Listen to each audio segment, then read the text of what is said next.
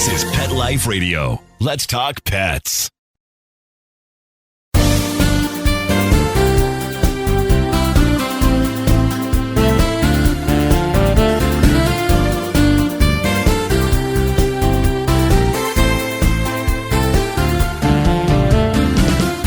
Hi, welcome to this week's episode of Loving Animals on Pet Life Radio. This is your host, Dr. Robin Ganser.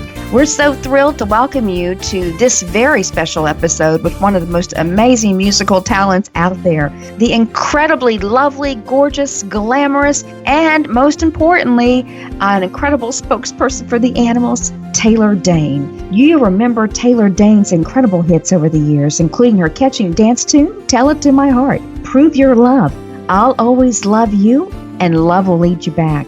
You know, in 2014, she also released a new song called Dreaming that I love just as much as I love Tell It to My Heart. In fact, friends, Tell It to My Heart is actually celebrating its 30-year anniversary this very year. And Taylor's going to share with us the story of how she really created this incredible song and how she developed her voice over the years that I know has charmed and really entertained us all for, again, 30 years. Tell It to My Heart launched her career, and since that time, she has sold more than 75 million albums and singles worldwide and garnered 3 Grammy nominations. Taylor's not only been a musical talent with incredible records and record sales, she's also been an actress. She starred in the sci-fi television series Nightman. She's been in Elton John's Broadway musical Ida, independent films Fool's Paradise, Stag, Jesus the Driver, and Showtime's television series Rude Awakening. So Taylor is an incredible musical talent and also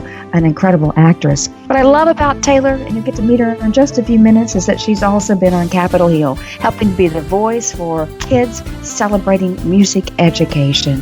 Friends, in just a moment, you're going to meet Taylor Dayne, and we're going to celebrate her incredible voice and her voice for the animals. We'll be right back in just a brief minute.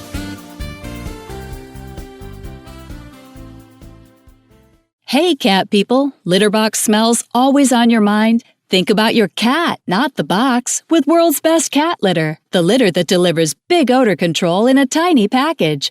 World's Best Cat Litter harnesses the concentrated power of corn to trap odors deep inside the litter. Ready to knock out smells and use less litter? Find World's Best Cat Litter at Target, Walmart, and in your local grocery and pet stores. Let's Talk Pets on PetLifeRadio.com.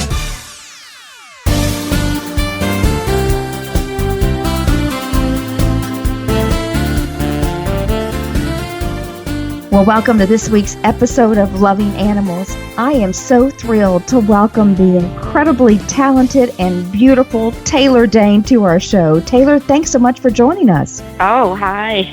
Thank you. What a lovely introduction. Thank you so much. Taylor, I have been a big fan of yours. We all at American Humane have celebrated your music because you were such a special part of our Hero Dog Awards weekend in Beverly Hills just a few months ago. We all love your music. Tell It to My Heart is one of our favorite songs of all time. Prove Your Love, I'll Always Love You, Love Will Lead You Back. And of course, I know you just in 2014 released a new single called Dreaming that I also fell in love with. So, you know, I just think you. Your music is just absolutely incredible. And I think a lot of our listeners who are animal lovers are celebrating this show today because they've loved your music and they also love that you're an animal lover. But I bet they didn't know that you have sold more than 75 million albums and singles worldwide and 3 Grammy nominations. Yeah. Amazing. Yeah. Thank you. Yeah, it's 2018 is a very special year for me. This marks my 30th year, the 30-year anniversary of the release of Tell It to My Heart. So there's a lot inside of me, and I'm overjoyed and truly grateful to be here today. So thank you. Oh, absolutely. Well, Taylor, you know, the Tell It to My Heart song, I think was relevant 30 years ago, relevant today. It's a powerhouse hit. What was really your inspiration for that incredible song? Again, 30-year anniversary. Who would have thought that? Amazing. Yeah, it's amazing. I mean, that's the start of my career, ultimately. Who would have thought? two 19-year-olds, that are every day trying to figure out the music and trying to figure out how to get music out there. And in the day, I grew up in New York, and it was really just, it's a puzzle. It's always just keep finding where that piece will fit.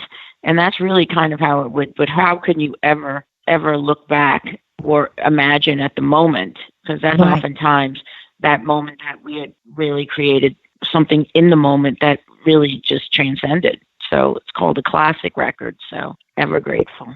And it is classic, and it's everlasting and timeless. And you were 19 when you put together Tell It to My Heart and wrote it? Well, I started working with my producing partner, Rick Wake. He was 19. I was 21. Mm-hmm. And yeah, we lived in New York. He lived in Long Island. He was British and was working in a studio there. And I was working in a Russian nightclub on the weekends and hustling, doing demos, working with artists. I mean, producers, writers, and figuring it out. Been in a couple of bands already by then, mostly original, so it helped. Mm-hmm. But yeah, I mean, I was learning my voice, literally. Well, your voice is amazing. When did you wake up as a child and realize one day that you had this powerhouse voice? Did you always know it, or was there a special moment that you realized you were blessed with such a talent? It's funny. Those listeners, anytime you want to know the beginning, as I said, 2018 marks this wonderful anniversary for me of the release of Tell It to My Heart and ultimately the beginning of my career, Taylor Dayne. So on my official site, on my Facebook, you'll see a link to my TED Talk. And in this TED Talk, it really began this moment. So I've been working on my memoir now and just started sending that out to publishing. So it tells you a little bit of who this little 3 and 4-year-old girl that I was. And this 3-year-old, 4-year-old girl that got a radio from her father, a little transistor, and used to hide away up in her room. I think I had my first solo when I was in 4th grade for Jacques Brel. So you're talking about an ear that was leaning towards a radio, and I would just memorize. And the first song I think I even remember hearing when I turned on this radio was like My Cherie Amour, Stevie Wonder. Oh. So, yeah, I think this didn't happen at 19 or 20 for me. I started listening to the music. I started listening to words, and I certainly started listening to these melodies, and it was enchanting, and it also took me in, and it was this safe, beautiful place to listen to music as well as start imitating them. And really, my ear became so part of the beginnings of my voice. I started getting solos by kindergarten, so that's 5. Amazing. Your TED Talk is remarkable. It's so inspiring. We at American Humane listened to it before we met you at the Hero Dog Awards, and everybody was even true? more. Oh, that's so. Yes, it's wonderful. Thank you. We shared it with everyone at the American Humane family because I was so touched by what you did in the TED Talk, how you spoke, how you really presented your vision, and was so inspiring. And everyone at American Humane was thrilled to meet you at the Hero Dog Awards weekend. So thanks for being part of that. One thing that I've learned about you too is that you are certainly a powerful voice tuned on Capitol Hill. And just a couple of years ago, you lobbied congressional leaders on behalf of NAMM, which is the National Association of Music Merchants, and VH1's Save the Music Foundation, to really advocate for music education in America's schools. Can you share with our listeners how important this cause is to you? Well, guys, you can only go by one's experience. So what I'm trying to say is how that transpired was really because I'm a mom. My kids are now 16, but I'm a mom struggling to understand why music that was so influential and so powerful to me, just a child, a student going to school where it was mandatory to take an instrument. It was mandatory to be in a vocal, some sort of choir, all students. And what I found at such an early age, and I'm not alone. I mean, I found a release. I found a way to express myself that maybe I couldn't express myself through math or sciences, but I did, and I was able. And so much, there's been so much scientific and then, of course, research backup on the idea of I excelled on the voice, as I mentioned earlier. So what you saw was my interests were greater. Not everybody's interest is going to be the same. So as schools, as a foundation of allowing you to start exploring and grow and move as a movement of, your arts is very important. All we've done is lost that in the schools as an educational tool because it's just considered like art, meaning okay, well, let's just put more, sport or whatever was involved. But these have become passions that every parent, as you understand, ends up doing after school, and children are getting involved with it. And the arts have never been strong. I mean, it basically is the thread between the voice of a human being to the rest of the world, however they are going to express themselves. This changes lives. It changes opinions. That's why we watch the Oscars every year. And that's why we watch Super Bowl. There's something miraculous when people go past what they're supposed, past the threshold of who people think they can be. Yeah, absolutely. And change the face of what we hear and how we see things. That's what art does. It's beautiful. That's beautiful. Do you see art and music education? Push forward for my children. That's wonderful. Do you see those cuts continuing in today's times? I do, from the East Coast perspective. I see music education being cut every day, sports platforms being cut, so much being cut in our educational systems. Well, it comes down to finances, obviously, but it comes down to importance. But what we are starting to see is that as our world becomes ever more myopic, really, and small and integrated, it's an international world. It's an international business. If we're talking about our business, there's nothing more, social media has opened our eyes to such, that's how we transfer information internationally. We might be on Facebook, but so is somebody from London, all over the world, New Mexico, as well as Argentina. So the interesting thing to me is when you take this kind of world and put it out there and say to people, well, we're just going to myopically concentrate on obviously, I think every student should have a computer in their hands as a child now. Well, we won't be able to compete on a world economic level. I mean, it is. Computer science has to be part of it just as much as music, because honestly, notes are mathematical and how you hear and see, being a problem solver. This is all part of the new landscape of what children need. And I believe that I think you're going to see such a change in it, because as an artist, I'm out there and I see these young, really gifted musicians now that are going back to school and studying music.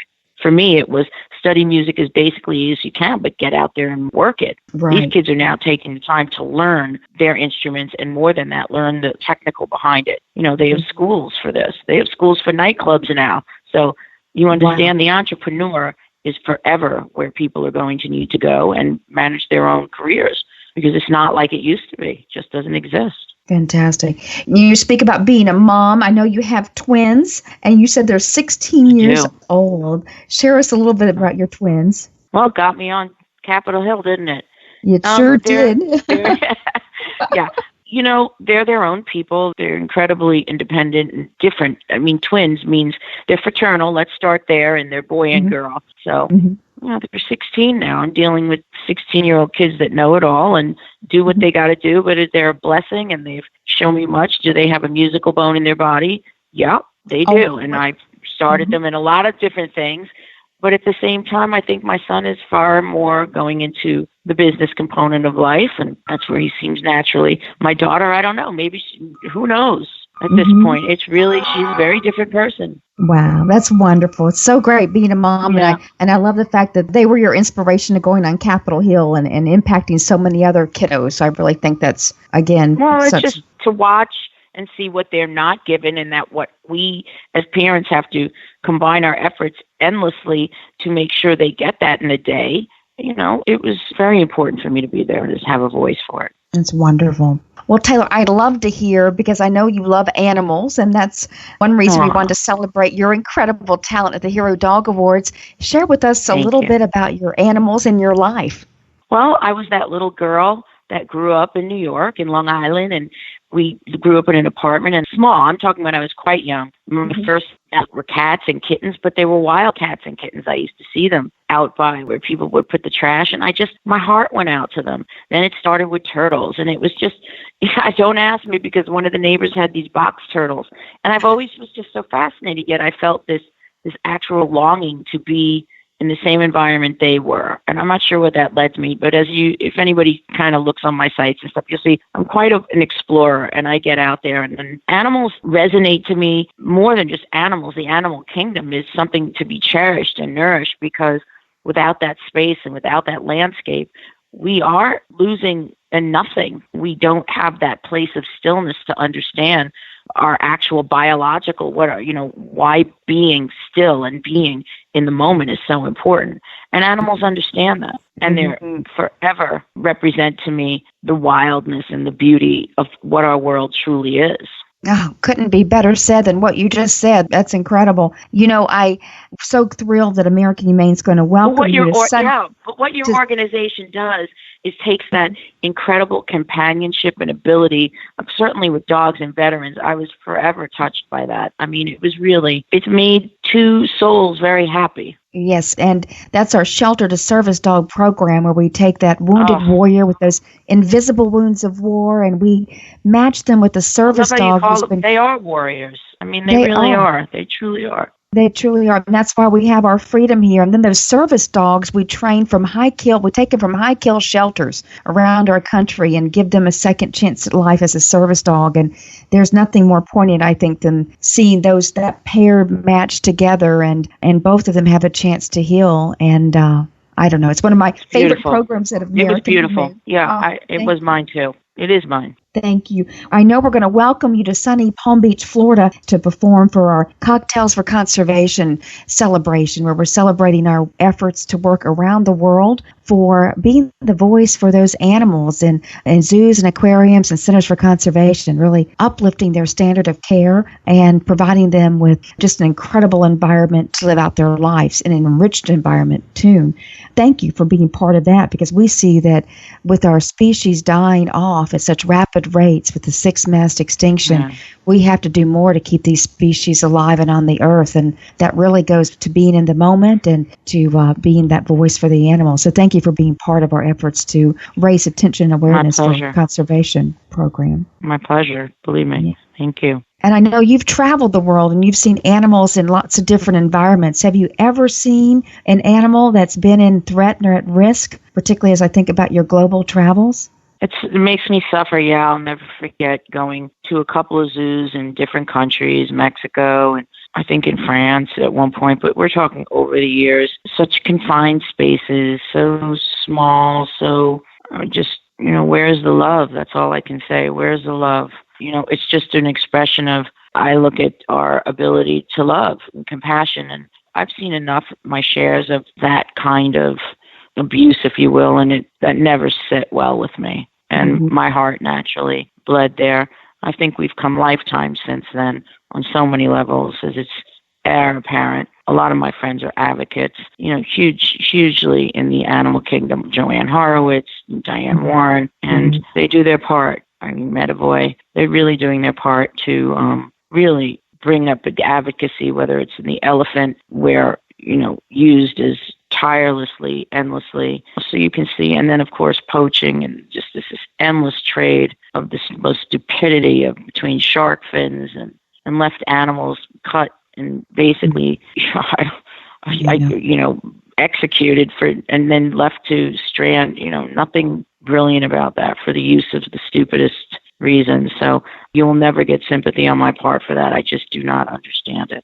I don't. And I find that a lack of humanity. It is definitely a lack of humanity for sure. And we see that all the time, which is why American Humane finds our work as relevant since our founding 141 years ago, just as relevant today as it was when we were founded after the Civil War, when our country was just so torn apart and people were trying to understand what compassion was. And here we are 140 years later, and we still see such horrific abuse and neglect. And we know animals need protection and they need to have a voice. And that's why we do what we do. They absolutely do.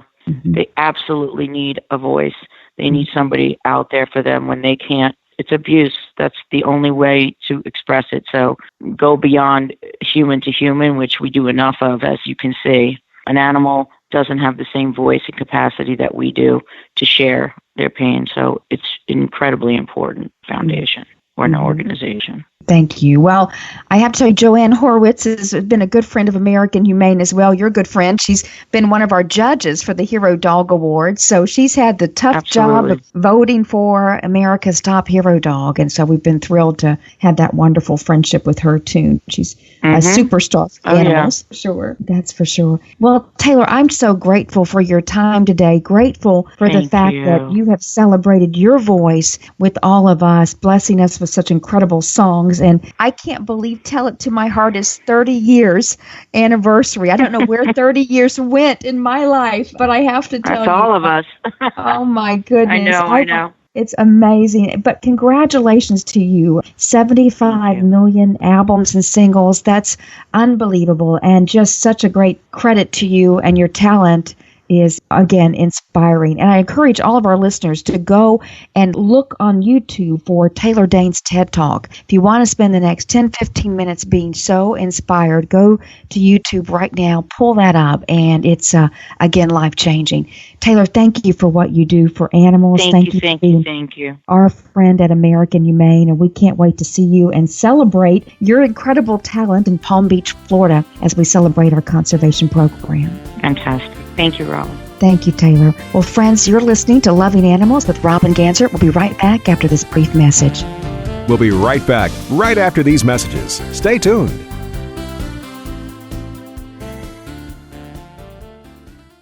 Does your dog itch, scratch, stink, or shed like crazy? Come to Dynovite for help. Order a 90-day supply of Dynovite. Dynovite is nutrition. Pick up 2 bottles of Lico Chops, get the 3rd bottle free. New improved Lico Chops with omega-3, omega-6, vitamin E. And now, 6 extra direct-fed microbials. Even better for the digestive tract and immune system. Try Lico Chops. Buy 2, get 1 free. At Dynovite.com. DINOVITE.com. Let's talk pets Let's talk pets on Pet Life Radio. Pet Life Radio. PetLifeRadio.com.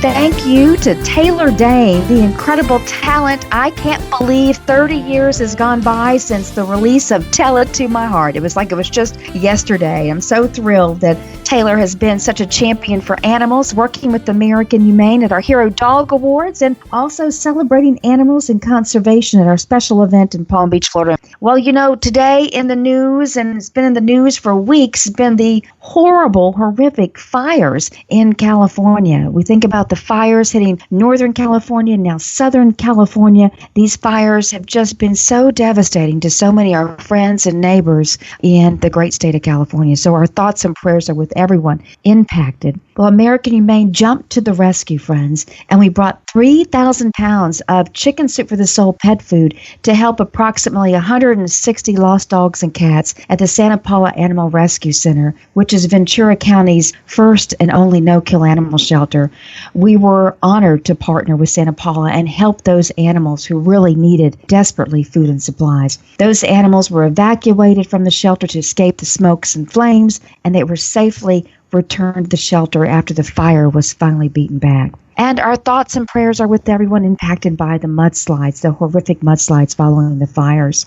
And we are standing by to help additional shelters in the impacted areas. This donation, like many others around the country, is part of a national campaign hosted by American Humane and Chicken Soup for the Soul pet food called Fill a Bowl, Feed a Soul, that aims to deliver 1 million meals to shelter animals in the greatest need. This campaign benefited the animal victims of Hurricanes Harvey and Irma in Texas and Florida, as well as those caught in flood-devastated Louisiana.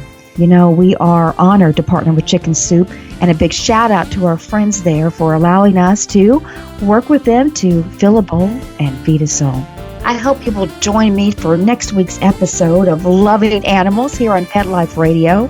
And I can tell you, it's going to be one of those episodes that features healing on both ends of the leash. Just like Taylor and I talked about earlier, this is one of those inspirational programs that unites a wounded warrior with a service dog. So stay tuned to next week's episode where you'll get to meet them in person and hear about how a service dog's really saved the life at the other end of the leash. Friends, you're listening to Dr. Robin Ganser on Loving Animals. I look forward to having you back next week. Remember, this week and every week, I'm loving animals, and I know you are too. Bye.